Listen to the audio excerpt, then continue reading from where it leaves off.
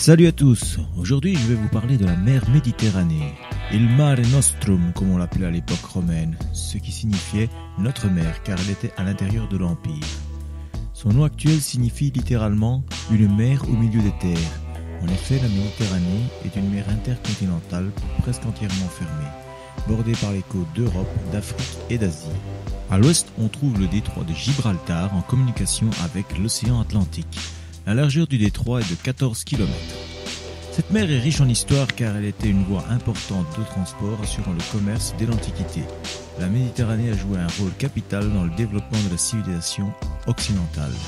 Égyptiens, Grecs, Romains, Carthaginois et bien d'autres encore ont mené des échanges, du commerce, mais aussi des grosses batailles navales dans les eaux de la Méditerranée. On parle souvent du bassin méditerranéen, mais il faudrait parler plutôt des bassins méditerranéens. Sous la surface apparemment uniforme de la mer Méditerranée, on peut se rendre compte qu'elle se divise en deux bassins bien individualisés. La séparation est faite par des hauts fonds situés entre la Sicile et la Tunisie.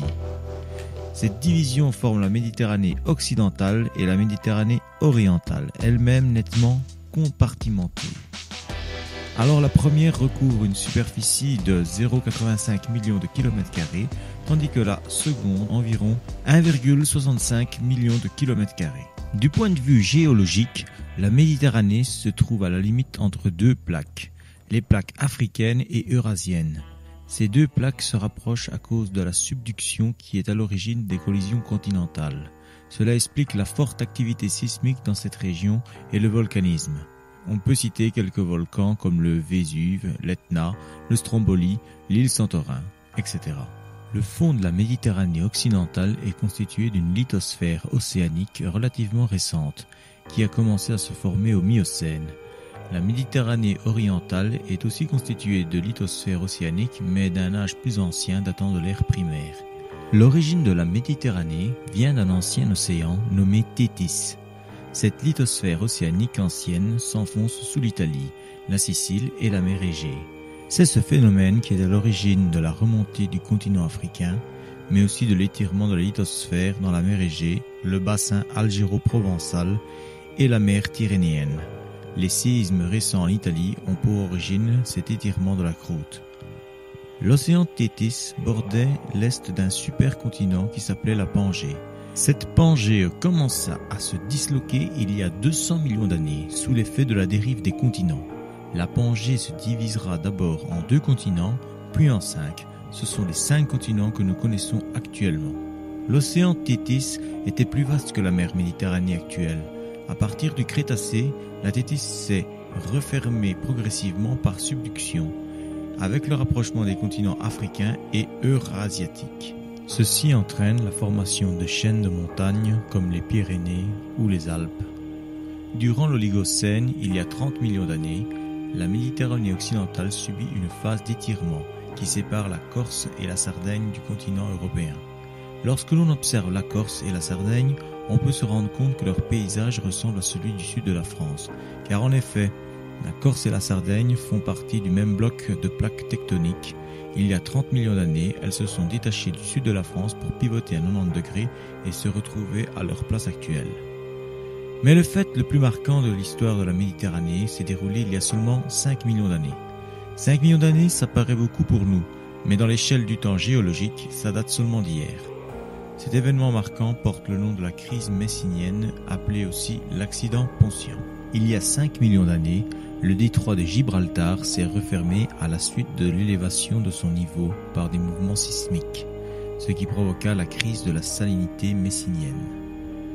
Imaginez que vous alliez à la plage et qu'à la place de voir la mer, il y a un lac salé entouré d'un désert de sel.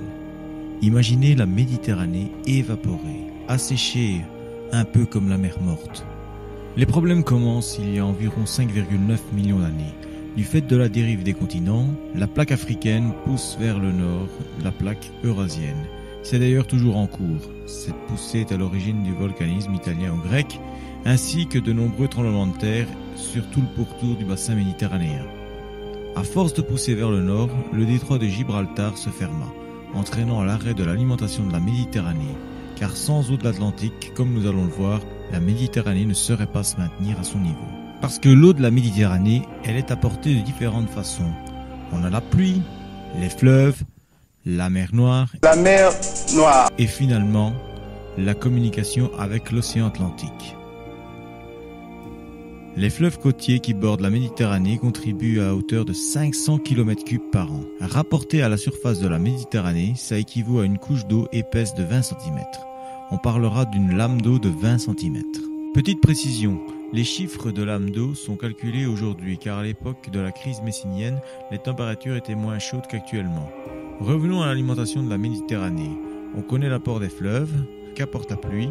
La pluie est principalement active en hiver et elle est très inégalement répartie sur l'ensemble du bassin. Dans certains livres, on estime que la pluie apporte une quarantaine de centimètres. La mer Noire est connectée à la Méditerranée via le détroit du Bosphore, puis la mer de Marmara et enfin le détroit des Dardanelles. La mer Noire apporte à la Méditerranée environ 8 cm d'eau. Reste l'Atlantique via Gibraltar. Mais combien ? Avant d'y répondre, parlons de l'évaporation de cette mer presque fermée.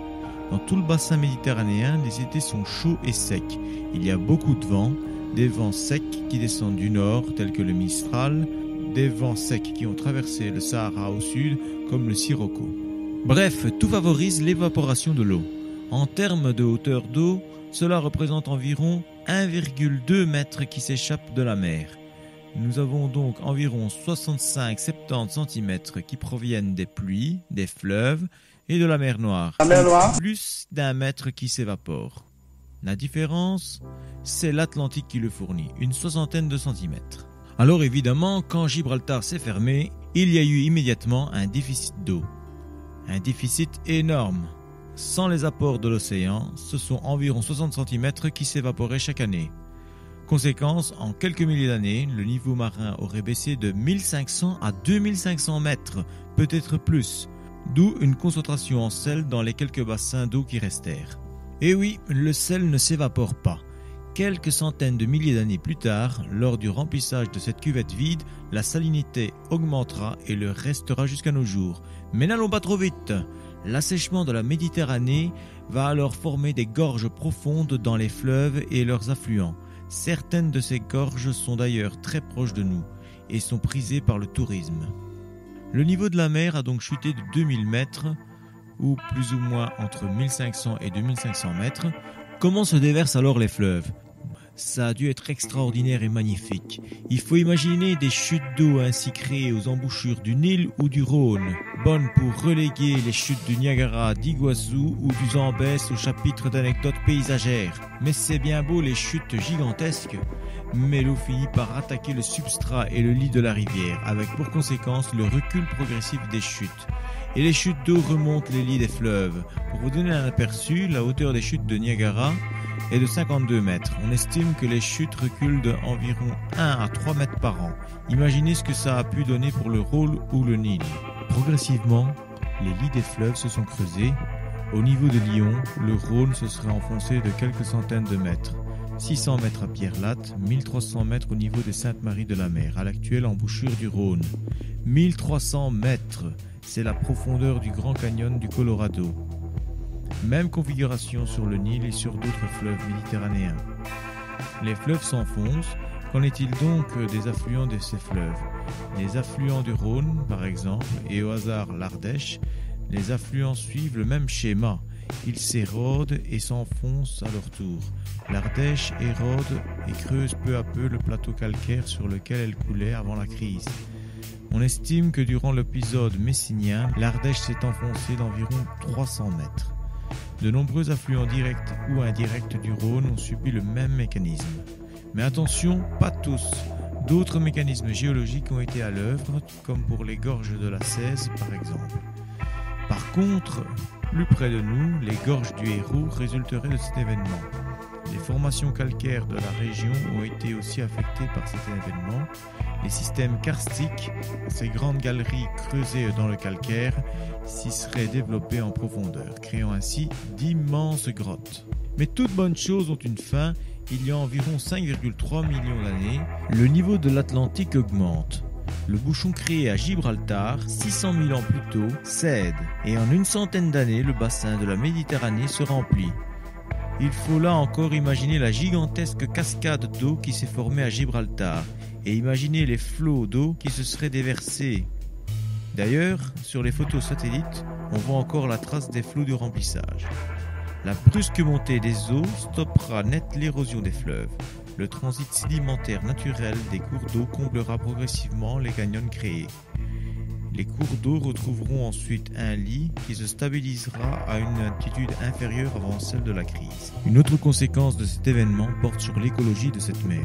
L'assèchement de la mer a fait disparaître toutes les espèces aquatiques, dont la plupart avaient évolué indépendamment de l'océan. Avec le remplissage depuis l'Atlantique, les espèces océaniques ont colonisé ce nouvel espace. C'est pourquoi aujourd'hui nous retrouvons en Méditerranée de nombreuses espèces ou de familles d'espèces atlantiques. Et demain, quel est l'avenir de la Méditerranée? Un triste avenir. On estime que d'ici 650 000 ans, donc demain à l'échelle des temps géologiques, Gibraltar se refermera de nouveau. La Méditerranée s'évaporera. Seuls quelques bassins définitivement isolés de l'Atlantique subsisteront. Progressivement, ces bassins s'assécheront à leur tour, subissant la poussée de la plaque africaine contre la plaque eurasienne et aussi la poussée de la plaque arabique depuis l'est du bassin. Une nouvelle chaîne de montagnes apparaîtra. La Méditerranée aura alors définitivement disparu.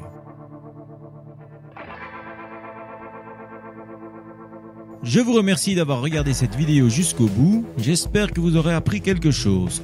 Mettez vos remarques dans les commentaires, posez des questions ou bien signalez une erreur de ma part. Ça sert à ça les commentaires.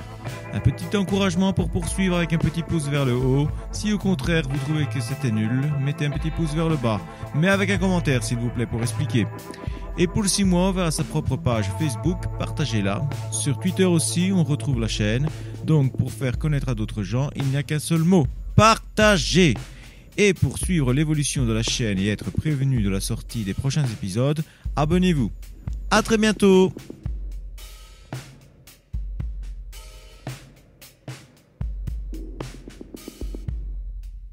Occidentale est bordée par la Jordanie et par Israël.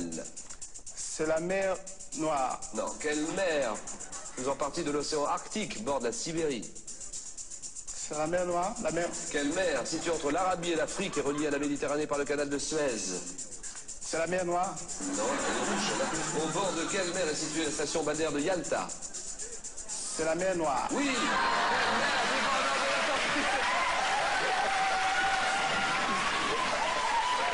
Oh là là.